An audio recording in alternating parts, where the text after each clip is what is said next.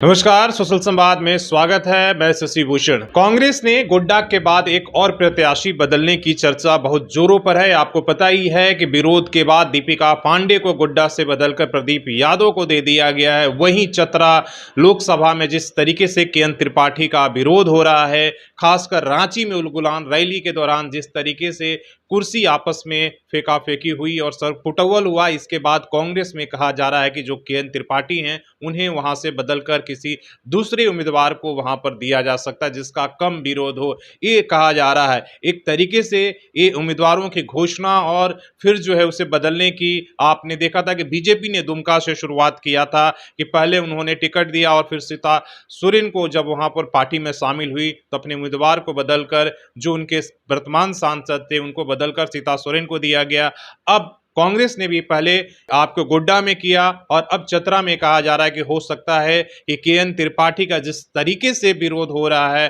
वो कहीं ना कहीं उसे बदलकर किसी दूसरे नाम की घोषणा करेगी। इससे फर्क ये पड़ेगा एक तरीके से कहीं ना कहीं चुनावी मोड में जब आप इस तरीके के फैसले लेते हैं तो पार्टी कार्यकर्ताओं और नेताओं के मनोबल पर एक तरीके से होता है। दूसरा एक जिनका टिकट करता है उनके समर्थक और वो नेता कहीं ना कहीं उन्हें नाराजगी होती है और वो चुनाव में भीतर घात कर सकते हैं। हालांकि दीपिका पांडे ने आपने देखा है कि सोशल मीडिया में जिस तरीके से राहुल गांधी के साथ फोटो डालकर उन्होंने कहा है, कांग्रेस के प्रति आस्था जताया है कि राहुल गांधी के लिए इससे कई टिकट कुर्बान हैं, लेकिन कहीं ना कहीं मन के अंदर खटास और दुख दर्द तो जरूर रहता है जब आपके एक तरीके से सार्वजनिक ऐलान हो जाता है और अब आप प्रचार में चले जाते हैं और इसके बीच आपका टिकट काटकर किसी दूसरे उम्मीदवार को दे दिया जाता है। देखना होगा कि कांग्रेस का अगर ये जो टिकट बदलने की जो प्रयोग है कितना सफल होता है, कितने वो कार्यकर्ताओं को एक तरीके से वो साध पाती, ये तमाम सारी चीजें वो जीत पर निर्भर करेगी, उस वोट पर निर्भर करेगा